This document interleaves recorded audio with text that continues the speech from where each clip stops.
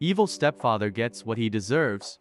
When I was 15, my mom started dating a man she met on a dating website. I didn't like him the first time I met him, and 2 months later he moved into the house. About 3 weeks after he moved in, he took my skateboards, self-built half-pipe, ramps, BMX bike, ice hockey gear, and many other things to the dump one day while I was at school. He said he did this because he didn't want all of my crap cluttering up his garage. Maybe 2 months later he punched me in the stomach for the first time because I got up from the dinner table without asking to be excused. From there it escalated into full-fledged beatdowns for the smallest perceived slight to his authority. One day he decided to take my extensive Pokémon card collection, even more extensive comic book collection, my Game Boy and PS2 with all the assorted games, and my fantasy and sci-fi book collection, and got rid of it all because 15-year-old boys should be playing football and baseball, not being a Fallout nerd playing with Pokemon cards and reading comics and books. I would like to add that he was a middle school teacher, and in his off time refereed and umpired local middle and high school sports games. My mom never intervened,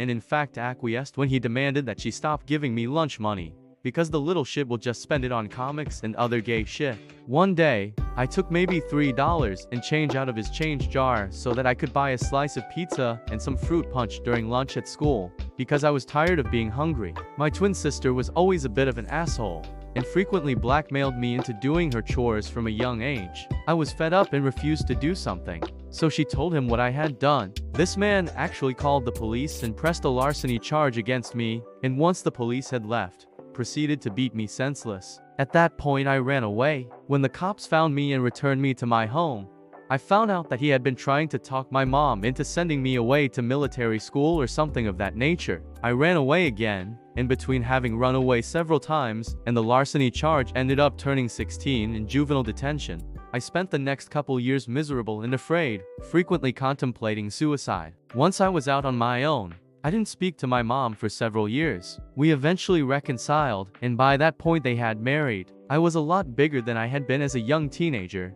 and had gotten into weightlifting, so he no longer acted like he was going to punch me to make me flinch, much less actually hit me, and we basically avoided each other for the most part. My mother found out that she had stage 4 cancer, and no longer wanted to waste any of the time she had left with him. So she had a lawyer draft up a separation agreement whereby he would receive a set amount of money upon separation, and would have 45 days to retrieve his belongings from the house. He had spent his entire inheritance in 6 months, and then had to sell his mother's house that he grew up in order to settle his debts shortly before they started dating, and my mother bought the house back from the bank before they married. She allowed him to keep the house, and he moved back into his mother's house. My mother passed away about 9 months after their separation, and despite the agreement had been allowing him to come and get his stuff piecemeal, I put an immediate end to that. He was past the deadline to remove his personal effects, and they were now legally mine to dispose of as I saw fit.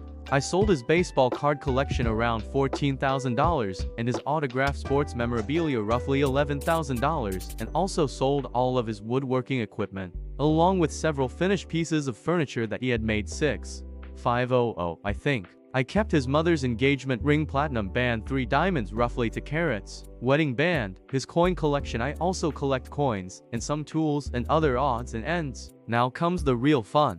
Around a month ago I finally saw him at the grocery store. As he was leaving I approached him. I told him I had sold his collections as he was pushing his cart out towards his car. He reacted exactly as I expected. He took a swing at me multiple times. I already had my phone ready to dial 911. Several of these punches missed, and the ones that did connect didn't have much effect because he's nowhere near as strong as he was 20 years ago in his 40s, and I no longer a skinny little 15-year-old. He continued to try to punch me as I spoke to the 911 operator, and was actively ramming his grocery cart into my new Toyota as the police officers pulled into the parking lot. He was arrested for assault, communicating threats, and destruction of property. As a result, he lost his job and pension at the local middle school, and because he had never learned how to save money while married to my somewhat wealthy mother, ended up having to sell his mother's house because he hired an expensive lawyer thinking he could somehow beat the charges. My nephew, who was on the football team, made it well known to his friends that he not only had just been arrested and convicted of assault as well as other charges, but that he had also beat me as a child, causing several parents to call for him to resign from refereeing and umpiring for local sports games. My niece, and my girlfriend's much younger sister are enrolled at the middle school where he worked, and say that he was not only universally disliked, but when he came up to the school to get his belongings, he made a big scene and ended up hysterically crying as he was leaving. At least that's what they've heard from the kids who were attending summer school at the time. His son, who he was equally abusive towards as a child, refused to take him in or help him out, so the abusive stepfather ended up having to take a job as a cashier at Walmart so that he could afford the rent on his crappy little trailer in an absolutely awful neighborhood.